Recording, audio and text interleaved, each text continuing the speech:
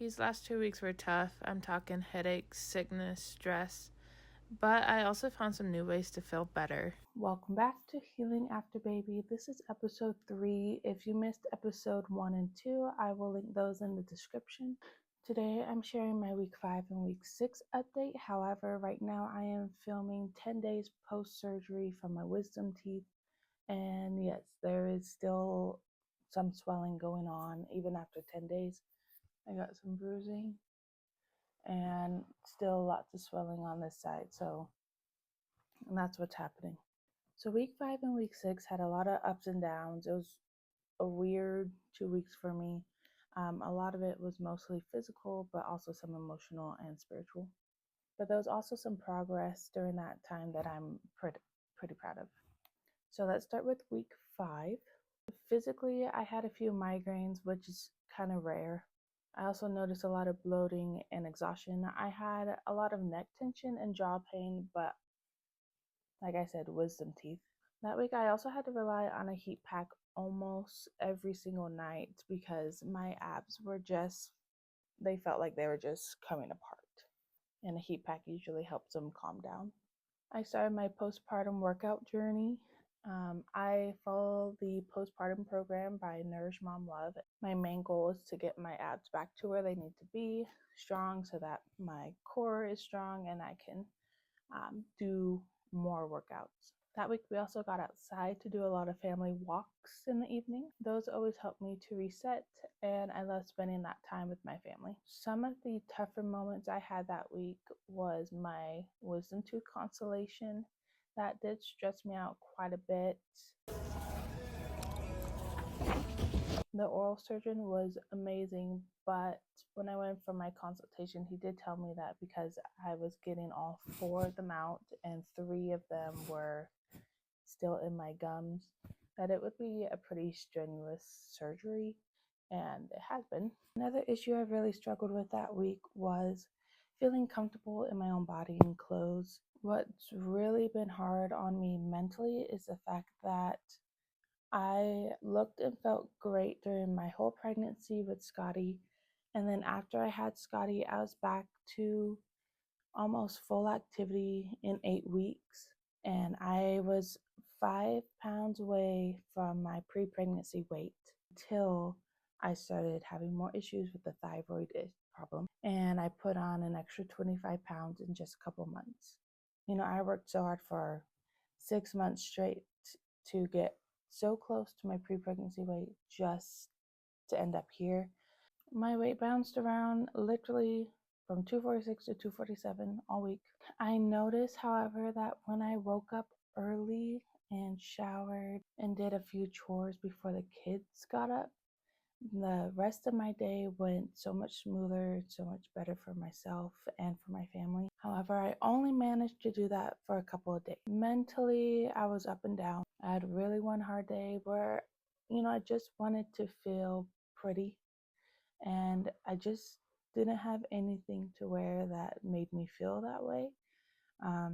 My husband helped me pick out an outfit. However, it wasn't cute, which is comfortable because I had given up. I also hadn't eaten much, so he did make me some food, and after that I felt better, and I went to bed early that night and woke up and continued on. Spiritually, however, I have been praying more consistently and doing the Come Follow Me 5-minute lesson every day.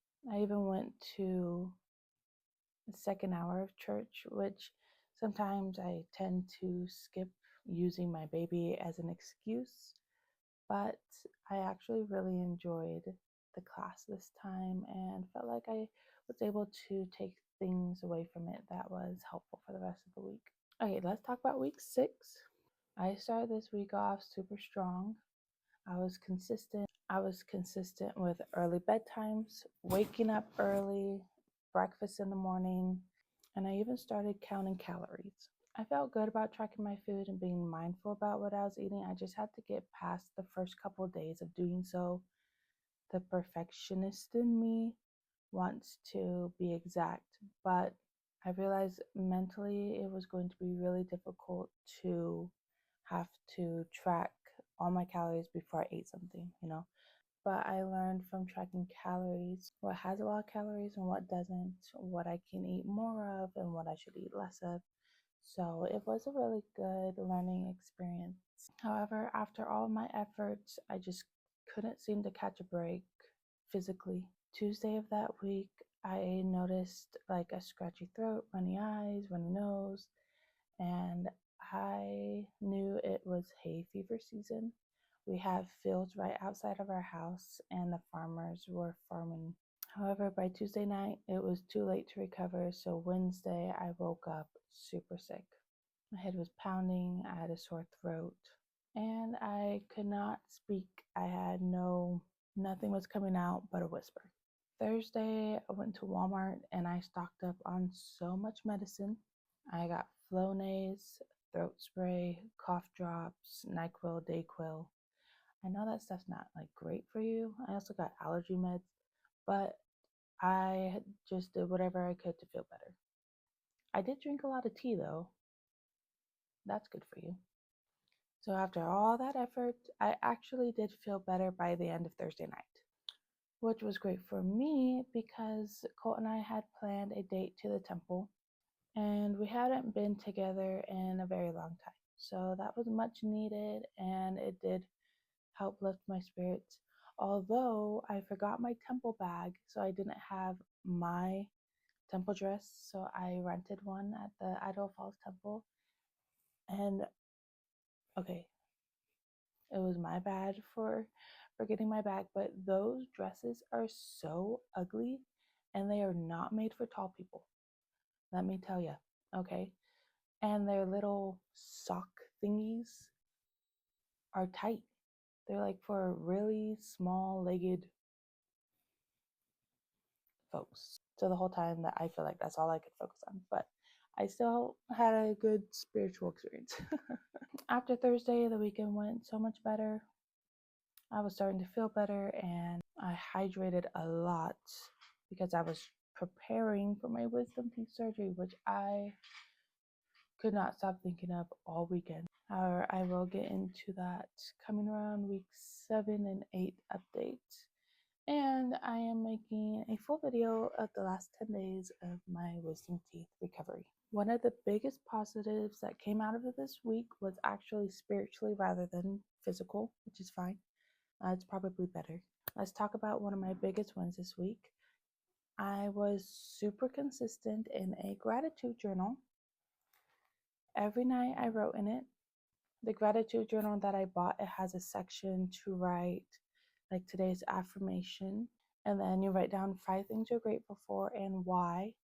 And then on the next page it has who you enjoy spending time with that day, your favorite moment of the day, and then notes and reflection.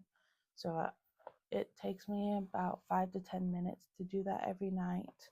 Anyways, it's been such a blessing to sit down and to think of what I've been grateful every day.